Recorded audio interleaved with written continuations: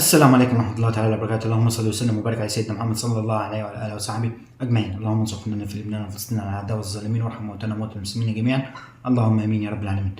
مرحبا بكل عشاق النادي الأهلي، مرحبا بكل الأولياء. حلقة النهارده إن شاء الله مميزة نتكلم فيها في مجموعة من المواضيع المهمة في مباراة النادي الأهلي وحرس الحدود. فضلا الإسلام والإشراف في قناة الحديث الرجاس حتى يصل كل جديد. خلينا نبدأ معاك بحكم المباراة. تمام، محمود ناجي بسم الله ما شاء الله عليه، يعني ادار المباراه بشكل رائع. وبرده حكم الفيديو خالد الغندور بسم الله ما شاء الله برده كان برده ادار المباراه بشكل كويس. لكن برده في حاجات فلتت منهم، يعني مثلا في كان لينا فاول لاشرف بن شرقي ما حسبهوش من ناحيه الشمال. تمام، ده كان كانت تجي حاجه و80 كده من المباراه. تمام، وطبعا بقى في بدايه الكلام معلش انا اسف، عايز اقول يعني الف مبروك للنادي الاهلي، جماهير النادي الاهلي. تمام، ومسؤولين واداريين النادي الاهلي بالفوز المهم جدا في الوقت الحالي، لان يعني فعلا كل مباراه جايه في الدوري المصري 2024 2025 تمام عباره عن نهائي. يعني انت المفروض في كل مباراه لازم تفوز، لان المنافس بتاعك اللي هو بيراميدز تمام فارق عنك ب3 نقاط ولسه ما لعبش المباراه بتاعته، يعني هيلعب المباراه بتاعته تمام دلوقتي يوم الجمعه القادم ان شاء الله. تمام، ممكن احتمال ان هو يفرق عنك يتصدر مثلا يبقى 39 نقطة. تمام، يعني هو 36 والنادي الاهلي دلوقتي 33. فأي مباراة في الوقت الحالي تمام للنادي الاهلي مهمة جدا. أي مباراة مهمة جدا، لازم النادي الاهلي يلعب بشكل كويس، لازم يلعب في كل مباراة يفوزها، ما يفوتش ولا مباراة إلا لما يفوزها. ده المطلوب من النادي الاهلي. تمام، دي حاجه اساسيه ودي حاجه معروفه ان دلوقتي في الوقت الحاضر ان اي مباراه عباره عن نهائي للنادي الاهلي. طبعا التشكيل اللي عايز اتكلم برضه بخصوص التشكيل. تمام، بخصوص التشكيل اللي بدا بيه مارسيل كولر بسم الله ما شاء الله عليه، بدا كويس. التشكيل اللي بدا بيه ده تشكيل كويس وتشكيل محترم. تمام، وبرضه يعني زي ما قلنا في الفيديو السابق، قلت لك لازم يلعب بمحمد هاني ولازم يلعب بكريم الدبيس عشان الاثنين عندهم امكانيات هجوميه، فضلا عن اكرم توفيق واحمد نبيل كوكا. يعني لما يجرد لعيب كويس بشكل كويس تمام هيعرف يوظفه. وبرده التغييرات اللي عملها، تغييرات عمر كمال عبد الواحد واشرف بن شرقي بسم الله ما شاء الله عليهم، يعني الاثنين هم واحد فيهم صنع وواحد تاني فيهم هدف.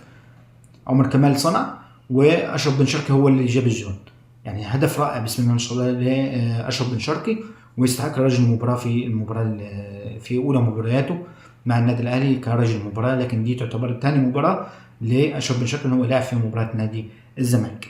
طبعا عايز اكلمك برضو هنرجع للنقطه الاولانيه اللي هي بخصوص الحكام. يعني الحكام بسم الله ما شاء الله عليهم يعني اداروا المباراه بشكل كويس تمام، والانذارات كلها مستحقه تمام، الا باستثناء مثلا كام هجمه كده ويعني كام فاول لصالح النادي الاهلي برضو ما حسبهمش حكم المباراه. برضو في شكوك تمام في ركله الجزاء بتاعت وسام ابو علي، لان برضو يعني اللاعب غمز رجله كده على رجل وسام ابو علي، فاهمني؟ ممكن يكون مثلا داس على مشط رجل وسام ابو علي او مثلا عرقله ما تعرفش، بس برضه فيها شكوك. لكن وسام ابو علي قام بسرعه. طب قام بسرعه ليه؟ لان وسام ابو علي لعيب محترف، لعيب عارف قيمه اللي بيلعب فيه، قيمته ان هو كلاعب، يعني فاهم؟ يعني هو مش عاوز مثلا يعني يضيع وقت او يطلع طرد الموضوع، طرد الكوره، فاهم؟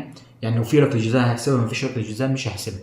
برضه عايز اكلمك على على دخول جراديشار في الشوط الاول. تمام، اول ما كان طاير بالكوره من ناحيه الشمال تلاقيه كده كسر سنه يمين، كان عاوز يشوط الكوره.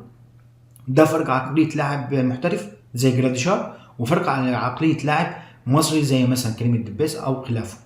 اي واحد من يعني لو كريم الدبيس مثلا او امام عاشور او حسين الشحات كان هيقول لك اقرب حاجه ان انا اطير بيها وارفع او ان انا ادخل واباصي. لكن لا، جراديشار شاف المساحه يعني نص كده، نص حاجه بسيطه كده، نص او ربع يعني مساحه فاضيه، قال لك لا انا ادخل واشوط. لولا ان هو لسه كان هيشيل الكوره، لولا المدافع خد الكوره من رجله، طبعا الكوره طلعت بره الركله الركنيه. تمام، دي فرق عقليات. المدافع لما بيشوف المساحه عنده مفتوحه لو حاجه بسيطه مثلا بيدخل وبيشوط. لكن في فرق ثاني لاعب محلي ده يقول لك انا اروح واعرض او اروح ادخل وباص او مش عارفين، فاهم؟ فدي عقليه عن عقليه تختلف. ده كان بخصوص جراديشار في الموضوع ده. الشيء الجميل في مارسيل كولر انه وظف اللاعبين تمام في كل واحد في مكانه. محمد هاني كان في مكانه، وكريم الدبيس كان في مكانه، وسام ابو علي كان في مكانه، وجراديشار كان في مكانه، فاهمني؟ يعني باستثناء جراديشار كان لاعب وينج تمام، وبرده حسين الشحات يعني برده كان بيزيد في الهجوم، برده كان لاعب وينج، يعني فاهم؟ يعني كل واحد كان لاعب في مكانه. ده فرق يعني العقليات اللي هي يعني جراديشار دايما بيدخل بيلعب لاصحابه، تمام، بس برضه كان بيتراح على ناحيه الوينج، فاهم. وبرضه يعني مارسيل كولر عرف يوظف اللاعبين، عرف يلعب المباراه بشكل كويس، والتبديله برضه التبديلات اللي اجراها كويس، فاهم. يعني هو طلع احمد رضا ونزل عمرو السوليه، وطلع حسين الشحات، ونزل ونزل اشرف بن شرقي، فاهم. يعني التبديلات كلها كويسه، وطلع عمر كمال ونزل طلع محمد هاني ونزل عمر كمال.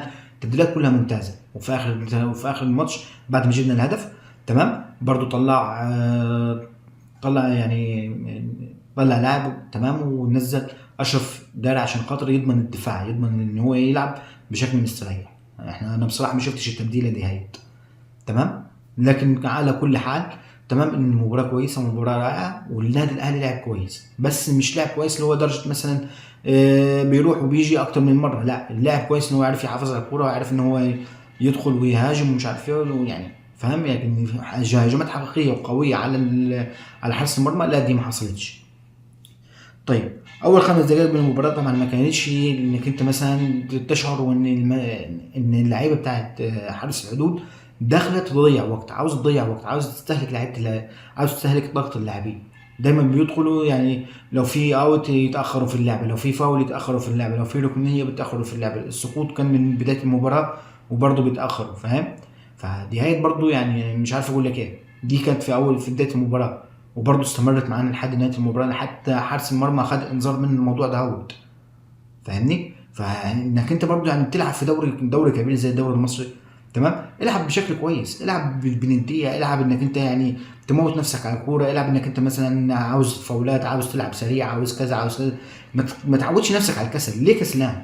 ليه تكسل على انك انت تروح تجيب الكوره وتلعب؟ ليه تكسل انك انت تروح تاخد الكوره مثلا من الخصم عشان مثلا ليك فاول، تمام، اللي هو مثلا متعمد ان هو يضيع وقت. يعني مثلا لو النادي الاهلي متعمد ان هو يضيع وقت، لا، انت كلاعب حارس الحدود، تمام، تقول هات الكوره وتروح تاخد الكوره منه عشان تلعب بسرعه. ليه تعود نفسك على الكسل؟ ما تعودش نفسك على الكسل. لا، دايما خلي عندك طاقه، خلي عندك حيويه، تمام، وامشي بمبدا انك انت لكل مجتهد النصيب. النادي الاهلي اجتهد عشان كده فاز، فاهم. فديت لازم تخليها في دماغك. برضه عايز اقول لك فرق اللاعب المحترف اللي زي ما كلمتك فيها دي بتاعت جراديشار، تمام. والمميز في احمد رضا، عايز اكلمك بخصوص احمد رضا برضه، ان المميز في احمد رضا بيعرف يطلع بالكوره، حتى لو ما كانش بيراوغ، لا، بس بيعرف يباصي، فاهمني. يعني الكوره مثلا شفت له كام كوره عندنا في قلب الدفاع، تمام، اول ما الكوره تيجي بيلمح بطرف عينه اللاعب الفاضي، تمام، وبيبص له الكوره، بيبص له من غير ما يعني هو شايفه، تمام، بس بيبصها له بسرعه. فديت برضه في يعني عايزين ننمي المهاره بتاعت احمد رضا، ان هو يطلع بالكوره، مش يطلع ان هو يمشي بيها، لا، يعني يطلع يباصي، تمام. المباصات بتاعته دي هتتطور احسن من كده. عاوزين ننمي المهاره دي. احمد رضا لاعب مميز ولاعب قوي ولاعب ممتاز، تمام، ونتمنى ان هو يطور من نفسه مع النادي الاهلي، عشان خلاص يعني هو كده يعتبر احمد رضا اثبت وجوده في النادي الاهلي. طالما مارسيل كولر لعب الماتش دوت نص الشوط الاول، يبقى خلاص احمد رضا ثابت وجوده مع النادي الاهلي، وان شاء الله يستمر مع النادي الاهلي ويثبت وجوده اكتر واكتر. وعنده امكانيات كبيره، عنده امكانيات يمكن انا متهيألي كده امكانيات احمد رضا، تمام، ممكن اقول لك مثلا تفوق امكانيات مثلا مروان عطيه. ده انا متوقع في المستقبل انا متوقع ان احمد رضا ممكن يعدي مروان عطيه، وان شاء الله الاثنين يستمروا مع النادي الاهلي ويقدموا مباريات روعه ان شاء الله في الموسم القادم، وان شاء الله في المباريات القادمه برضه، تمام. ركنيه حسين الشحات ورأسية جراديشار، يعني بسم الله ما شاء الله على جراديشار، طلع زي كريستيانو رونالدو، تمام، بيطلع وبعد كده بيضرب، مش هو غالب بيضرب، لا، الاول بيطلع بعد كده بيضرب الرأسية، فاهم. في فرق انك انت لما تيجي تطلع وانت ضاربها، يعني انت موجه راسك بتضرب، تمام، في فرق انك انت لو اول ما تطلع، اول ما الكوره تجي لك تروح تضرب على طول، لان يعني في سنس هنا كده في اللعيبه المحترفه عن اللاعب المصري المحلي. اللاعب المحلي بيطلع ضارب، لكن اللاعب المحترف، تمام، بيطلع الاول بعد كده بيضرب براسه، دي بتروح قويه، بتروح في المكان اللي هو عاوزها، فاهم. فيعني شابوه لجراديشار، يعني الراسيه بتاعته ديت لو كان جت جون من البدايه كان النادي الاهلي استريح ولعب كوره كويسه وسجل الهدف الاول والثاني لان نفسيته مش مضغوطه. هو اتضغط في نهايه المباراه، اول ما نيجي المباراه راح تروح منه، تمام، راح قاعد يضغط يضغط يضغط ونفسيته اتضغطت لحد الحمد لله ما جه الهدف من اشرف بن شرقي. احنا كده محتاجين ان احنا نطور اللعيبه اللي هي الصغيرين، اللي هم يرفع الكرات لجراديشار ويباصوا ويمرروا، تمام، عشان برضو جراديشار من اللعيبه الهوائيه الممتازه زي وسام ابو علي، فاهم؟ فدي هي يعني تحتسب لجراديشار، بسم الله ما شاء الله عليه، يعني لاعب خامه كويسه، تمام، وبيعرف يلعب براس حربه، والمباصات بتاعته كويسه وممتازه وما فيش منه اي مشاكل، وان شاء الله يستمر معانا لفترات بعيده مع النادي الاهلي. وبرضه عايز اكلمك بخصوص امام عاشور كده، يعني محسسني ان امام عاشور للامانه يعني في المباراه ديت ان هو طماع عاوز يجيب جول، يعني كل كوره تيجي في رجله بيشوطها، كل كوره بتيجي في رجله بيشوطها، حتى في الشوط الثاني، تمام، في الدقيقه 70 حاجه و70، تمام، ضيع كوره كان المفروض لو كان بصاها لجراديشار او كان بصاها ل اسمه دوت، اللهم صل على النبي، لاشرف بن شرقي، كانت دي هدف، لكن هو طمع في الكوره وشالها. باصي مش لازم تطمع، يعني انت عاوز تجيب جون ماشي ما اختلفناش، وعايز تفوز الفريق برضو ما اختلفناش، بس هجمه زي دي هي ما تستعجلش فيها انك انت برضو النادي بتاعنا متاخر، فاحنا محتاجين لكل فوز، ما تجيش باقي المباراه القادمه تمام ونلاقوك برضو بتشوط. المفروض مارسيل كولر يدي تعليمات لامام عاشور محدش يشوط، واي لعيب محدش يشوط من بره ال 18، تمام، الا اذا ان احنا مثلا فايزين 2-0 او يعني فرق هدفين في المباراه، فرق هدفين 3-1 2-0 4-2، اهم حاجه يكون فرق هدفين، شوت براحتك، لكن فرق هدف واحد وتضيع هجمات لا، دي المفروض النادي الاهلي يمشي على اساس التعود، لما تكون مثلا فرق هدف واحد او تكون متعادل على قدر الامكان حاول تمسك الكوره، حاول تعمل هجمه انك انت توصلك للجون مستريح، فاهمني؟ لكن انك انت مثلا تكون مغلوب ومش عارف تكون مثلا متعادل او فايز بفرق هدف وتضيع هجمات زي دي، لا طبعا انا محدش ينصح بيها ابدا، فاهمني؟ فالمفروض مارسيل كولر يدي تعليمات لامام عاشور ولاي واحد تاني لما يكونوا مثلا ان احنا فرق هدفين شوت براحتك، انا سامح لك تشوت، تمام، نكونوا فرق هدف واحد لا ما تشوتش، باص ومرر واعمل اللي عليك، ولو في فرصه انك تشوت شوت، لكن لما يكون تعادل امنع حكايه الشوت دي هيت الا اذا انت كانت قدامك الفرصه. في ناس تقول لك الشوت من بره 18 دي هيت يعني حل من الحلول، بس انا عايز اكلمك اقول لك ماشي هو حل من الحلول كل حاجه، تمام، بس انت عندك تكتل دفاعي، تكتل دفاعي، تيجي تشوت الكره هيصدها الدفاع، ده اول هام، تمام. تاني هام عندك اللاعب المصري مش احسن حاجه في الشوت من بره 18، فاهمني؟ فبرضه يعني لو لما تكون مثلا الفرصه متاحه ليك وكويس وشايف المرمى كويس وشايف الزاويه بشكل كويس انك انت هتعرف تشوت، يبقى شوت، فاهمني؟ لكن انك انت مثلا تيجي تشوت وتكون قدامك تكتل دفاعي وعندك حارس المرمى هيصد منك الكوره، تمام، ومتوقع ان هي تيجي الجول بنسبه مثلا 90% ولا 95%، دي انا بقول لك لا ما تعملهاش، حتى لو انت متوقع بنسبه 95% ان هي تيجي جون، تمام، اقول لك ما تعملهاش، لان الوارد ان هي تصد في المدافع الاول، تمام، او وارد ان الحارس يصدها، او وارد ان هي تطلع فوق او تيجي على اليمين او تيجي على اليسار، فاهمني؟ فانت المفروض خد بالنصيحه والله، يعني ده لمصلحتك انت، تمام، ما تضيعش فرصه، ما تخليش الفرصه تضيع منك، العب العب العب العب العب العب وبواص ومرر واعمل وكل حاجه، العب. انا عندي مثلا انك انت ترفع كوره عرضيه وواحد تلاقيها براسيه في المرمى احسن من انك انت مثلا تيجي تشوتها، ده انا عندي احسن، فاهم؟ فالمفروض تنمي القدره ديت اللي انت المفروض يعني تكون عارفها اكتر مننا. وبرضه عايز اتكلم بخصوص ان امام عاشور ما كانش احسن حاجه يعني في الماتش، يعني امام عاشور يعني ما قدمش كتير في الماتش ده، وكان عليه علامات استفهام كتير ما تعرفش بقى ايه، هل مثلا معتمد على وسام ابو علي وجردشار وحسين الشحات مثلا، تمام، او معتمد ان هو مثلا داخل معاه وفي خط هجوم كتير داخل الملعب زي مثلا ده رامي ربيع كان بيهاجم، يعني فاهم؟ يعني هل مثلا امام عاشور اعتمد على الموضوع دهوت ولا لا؟ ما تعرفش ايه النفسيه اللي على امام عاشور في الوقت الحالي ان هو مثلا في المباراه زي ديت ما لعبش فيها كويس مع انه كان متوظف في مكانه الطبيعي، فاهم؟ فالمباراه الجايه ان شاء الله نشوف امام عاشور بافضل احواله وباحسن احواله. ده كان يا جماعه يعني موضوع النهارده مبروك مبروك مبروك مليون مبروك لاشرف بن شرقي ان هو خد رجل المباراه. تمام، مبروك ليه ان هو يسجل الهدف الثاني في المباراه التاليه على التوالي. تمام، وان شاء الله باذن الله المباراه القادمه امام طلائع الجيش يوم الاربعاء القادم ان شاء الله نطلع فيها قبل المباراه وبعد المباراه ان شاء الله نتكلم بخصوص النادي الاهلي.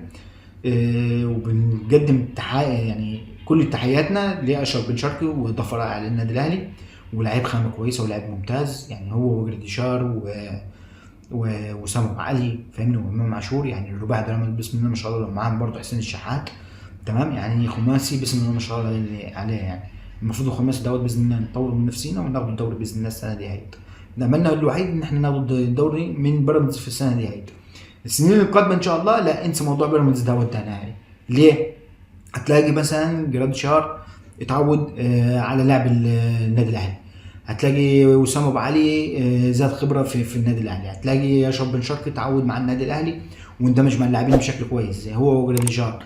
هتلاقي مثلا عندك محمود تريزيجيه، هتلاقي عندك احمد فتحي، هتلاقي عندك محمد عبد المنعم.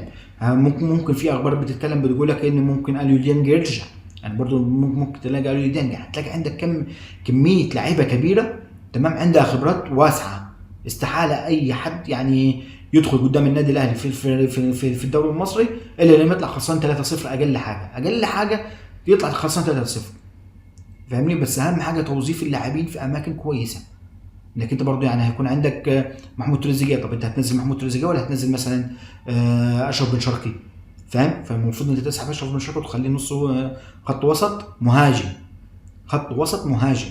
تمام، طب انت عندك مثلا محمد عبد المنعم، هتنزل محمد عبد المنعم ولا هتنزل مصطفى العش دلوقتي اثبت نفسه فاهم؟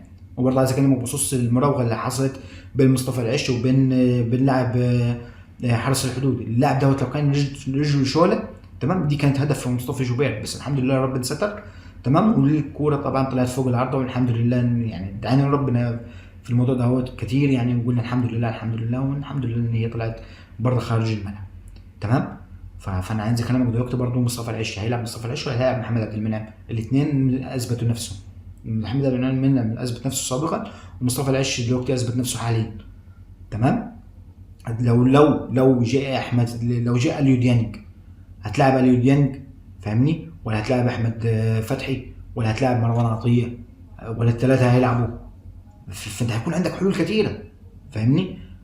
يعني ممكن مثلا على سبيل المثال ممكن مثلا تلعب بقلب دفاع واحد عشان تفضي مكان للناس الموجوده دي يعني خلينا مثلا نقول مثلا اليو ديانج مش هيرجع مثلا.